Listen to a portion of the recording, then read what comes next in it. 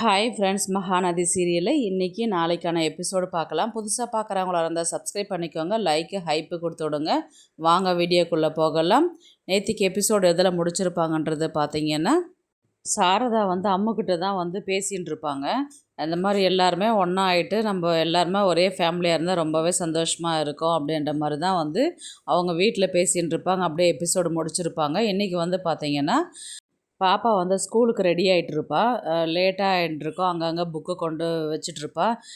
இவர் விஜய் கேட்பாரு, அம்மா இந்த மாதிரி புக்கை அங்கங்கே இறச்சி போட்டிருக்காத, எடுத்து பேக்கில் வை. அதுக்கப்புறம் இங்கே என்ன விட்டுட்டு போயிட்டு அங்கே போய் தேடின்னு இருக்காத, அப்புறம் மிஸ் உன்னை திட்டுவாங்க அப்படின்ற மாதிரி விஜய் சொல்லுவார். அதுக்கு பாப்பா சொல்லுவாள், என்னை யாரும் திட்ட மாட்டாங்க அப்படின்ற மாதிரி தான் பாப்பா சொல்லுவாள். ஏன் உன்னை திட்ட மாட்டாங்க, நான் தான் காவேரி மிஸ்ஸை தான் நீ கல்யாணம் பண்ணிக்க போகிறல்ல, அதனால் மிஸ் என்னை எப்படி திட்டுவாங்க அப்படின்ற மாதிரி தான் பாப்பா சொல்லுவாள். நான் கல்யாணம் பண்ணிக்க போகிறேன்றது உனக்கு யார் சொன்னது அப்படின்ற மாதிரி கேட்டதுக்கு, நேற்றுக்கு மிஸ் வீட்டுக்கு போயிருந்தேன்ல, சாரதா பாட்டி தான் இப்படி சொன்னாங்க அப்படின்ற மாதிரி தான் சொன்னதுக்கு, ஆமாம் கல்யாணம் பண்ணிக்கணும், ஆனால் உங்கள் மிஸ்ஸு ஒத்துக்குனாங்கன்னா கல்யாணம் பண்ணுற மாதிரி தான் அப்படின்ற மாதிரி தான் விஜய் சொல்லுவார்.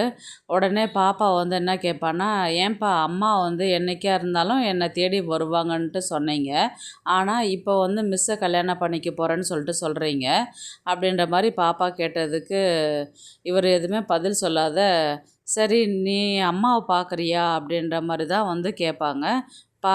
நான் பார்க்க முடியுமா அம்மாவை அப்படின்ற மாதிரி தான் பாப்பா கேட்பா. பார்க்கலாம் அப்படின்னு சொல்லிட்டு ஃபோன்லேருந்து ஃபோட்டோ எடுத்து காமிக்கிறாரு. ஐயோ அப்படியே மிஸ்ஸு மாதிரியே இருக்கிறாங்கப்பா அப்படின்ற மாதிரி தான் பாப்பா சொல்லுவாள். உங்கள் மிஸ்ஸும் அம்மாவும் ஒரே மாதிரி தானே இருக்கிறாங்க, அதனால தான் மிஸ்ஸை கல்யாணம் பண்ணிக்கலான்னு இருக்கிறேன், இப்போ உனக்கு ஓகேவா அப்படின்ற மாதிரி கேட்டதுக்கு, எனக்கு ஓகேப்பா அப்படின்வாங்க.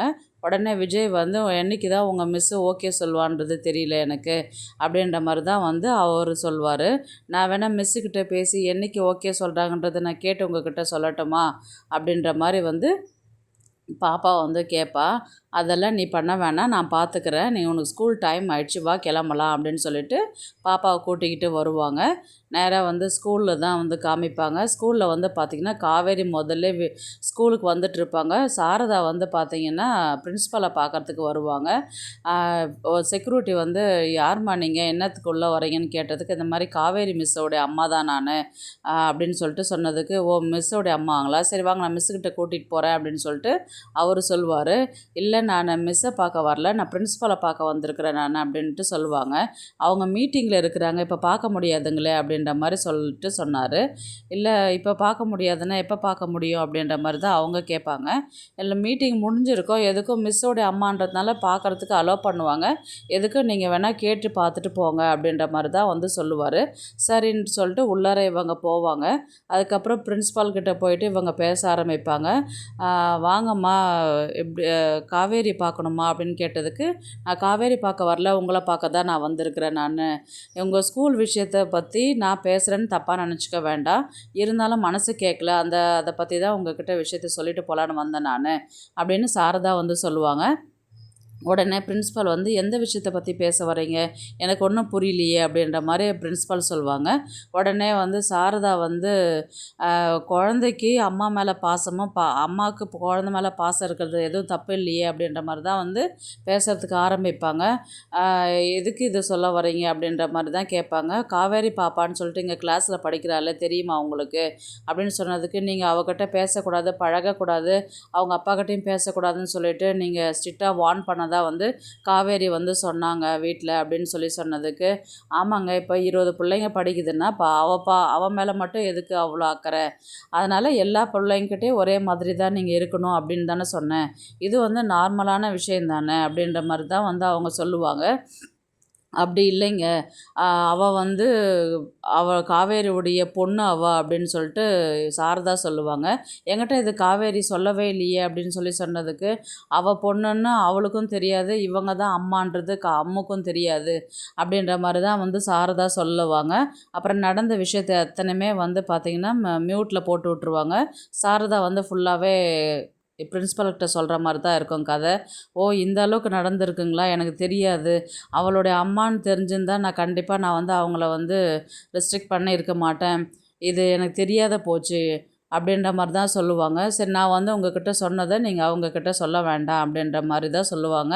இன்னொன்று வந்து பார்த்திங்கன்னா, அவங்க 2 பேரையுமே பேச விடுங்க, பழக விடுங்க. அவங்க இன்றைக்கி ஒன்றா இருக்கிறதுக்கு காரணமே மெயினு உங்கள் ஸ்கூல் தான். ஸ்கூல்னால தான் இப்போ அவங்க எல்லாருமே ஒன்றா சேர்ந்துருக்குறாங்க 5 வருஷம் கழிச்சு.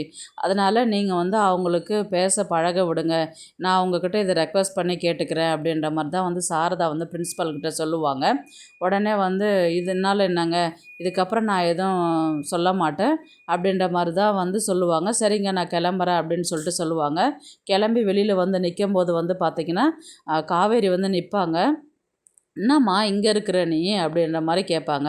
இல்லடி சாதத்துக்கு தயிர் மறந்துட்டு விட்டுட்டு வந்துட்டேன், அதனால் கொண்டு வந்தேன் நான். நீ நேராக இல்லை என்னை பார்க்க எல்லாம் வரணும், நீ எதுக்கு இங்கே வந்த நீ அப்படின்ற மாதிரி தான் வந்து காவேரி கேட்பாங்க. உடனே சாரதா வந்து என்ன சொல்லுவாங்கன்னா, இல்லை இப்போ உன்னை பார்க்க வரணுன்னா அவங்க பெரியவங்க இல்லையா, அவங்கக்கிட்ட கேட்டுட்டு அதுக்கப்புறம் உன்னை பார்த்துட்டு இதை கொடுத்துட்டு போகலான்னு வந்தேன் நான் அப்படின்ற மாதிரி தான் வந்து சாரதா சொல்லுவாங்க.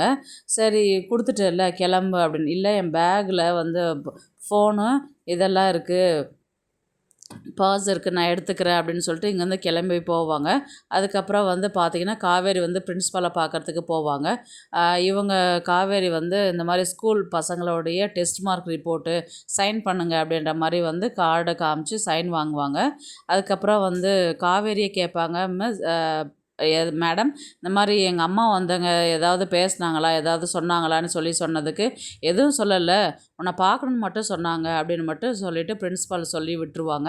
அதுக்கப்புறம் இவர் பிரின்ஸிபால் என்ன சொல்லுவாங்கன்னா, நீங்கள் காவேரி பாப்பாவுக்கு அம்மா இல்லை லோன்லியாக ஃபீல் பண்ணுறான்னு சொல்லிட்டு சொன்னீங்க இல்லையா, நான் அதுக்கப்புறம் வீட்டில் போய் யோசிச்சு பார்த்தேன், மற்ற டீச்சர்ஸ் சொன்னதையும் நான் அவரை கேட்டு தப்பாக நினச்சிட்டேன். நீங்கள் அவகிட்டே ஒழுங்காக பேசுங்க, அவங்க உங்கள் பாதுகாப்பில் தான் இருக்கட்டும், அவளை வந்து நான் சந்தோஷமாக படிக்க வச்சு அமுச்சு விடுங்க, அவங்க அப்பாக்கிட்டேயும் பேசுங்க, அவங்கக்கிட்டேயும் சொல்லிவிடுங்க நான் சொன்னதா அப்படின்ற மாதிரி தான் பிரின்ஸிபலும் சொல்லுவாங்க. சரிங்க மேடம் அப்படின்ற மாதிரி ஒரு சிரிப்போட ஒரு குழப்பத்தோடவே வெளியில் வருவாங்க. அதுக்கப்புறம் வந்து பார்த்திங்கன்னா ஈவினிங் வந்து இவங்க விஜய் வந்து பாப்பாவை கூட்டிகிட்டு போகிறதுக்கு வருவாங்க.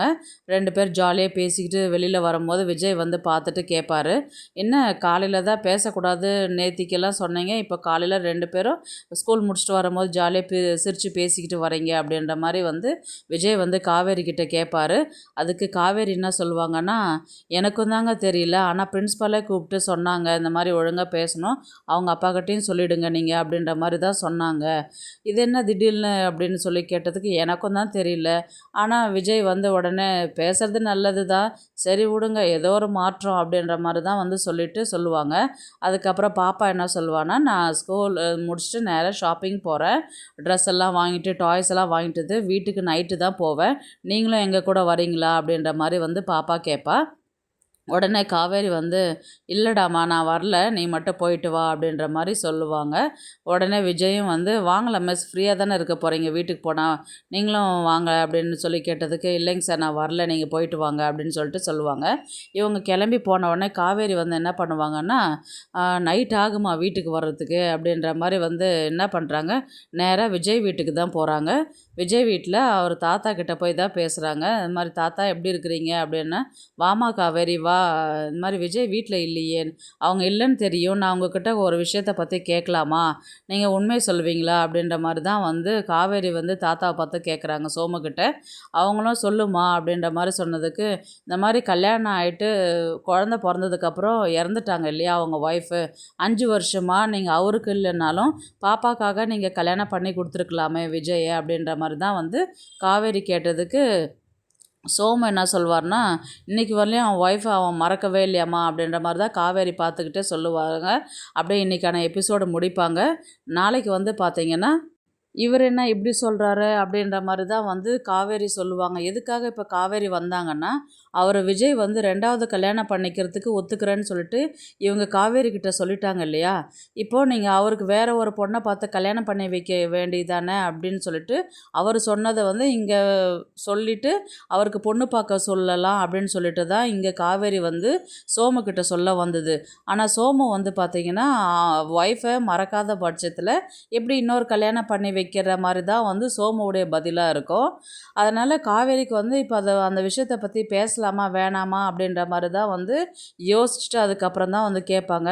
நீங்கள் ஏன் வந்து அவர் ஒய்ஃபை மறந்துட்டேன், அதெல்லாம் ஒன்றும் பிரச்சனை இல்லை, வேற ஒரு கல்யாணம் பண்ணிக்கிறேன்னு சொல்லிட்டு என்கிட்ட சொன்னார் அப்படின்ற மாதிரி தான் வந்து காவேரி சொல்லும்போது உடனே சோமு வந்து ஓ இப்படி சொல்லியிருக்கிறானான்னு சொல்லிட்டு உடனே என்ன பண்ணியிருப்பாங்க, ஆமாம்மா மறக்காம தான் இருந்தான், ஆனால் நாங்களும் தான் சொல்லிக்கிட்டு இருந்தோம், சின்ன பாப்பா வச்சுருக்குற, எத்தனை நாளைக்கு தனியாக இருப்ப, ஒரு கல்யாணம் பண்ணிக்கோ அப்படின்ற மாதிரி தான் நாங்களும் வந்து சொல்லியிருக்கிறோம். ஆனால் வந்து அவன் பார்க்கலான்னு இன்றைக்கி 5 வருஷம் ஆயிடுச்சு அப்படின்ற மாதிரி தான் வந்து சோமும் சொல்லுவார். நான் அதை பற்றி தான் பேச வந்தேன், அவரே வந்து 2வது கல்யாணம் பண்ணிக்கிறதுக்கு சம்மதம் சொல்லிட்ட போது நீங்கள் ஏன் அவருக்கு கல்யாணம் பண்ணி வைக்கக்கூடாது அப்படின்ற மாதிரி தான் வந்து காவேரி வந்து சோமை பார்த்து கேட்பாங்க. சோமு வந்து என்ன சொல்லுவாங்க, அதுக்கு கல்யாணம் பண்ணி வைக்கிறதுக்கு தாம்மா நாங்கள் வந்து உங்கள் வீட்டில் வந்து பொண்ணு கேட்டோம், அதுதான் உங்களுக்கு பிடிக்கலன்னு சொல்லிட்டீங்க இல்லையா, இனி வந்து வேறு தான் வந்து எங்கேயாவது பார்க்கணும் அப்படின்ற மாதிரி தான் வந்து சொன்னது. இன்னொன்று செகண்ட் ஒய்ஃப்னு கல்யாணம் பண்ணிக்கிறதுக்கு வந்து கொஞ்சம் எல்லாருமே வந்து சங்கடப்படுறாங்க அப்படின்ற மாதிரி தான் வந்து சோமு வந்து பதிலாக இருக்கும். அதுக்கு காவேரி வந்து என்ன சொல்லுவாங்கன்னா, நம்மளை பொண்ணு கேட்க வரும்போது நம்மளே அக்செப்ட் பண்ணிக்கலன்னும் போது மற்ற பொண்ணு மட்டும் எப்படி அக்செப்ட் பண்ணிக்கோ அப்படின்னும் போது காவேரி வந்து அதை யோசிக்க ஆரம்பிப்பாங்க.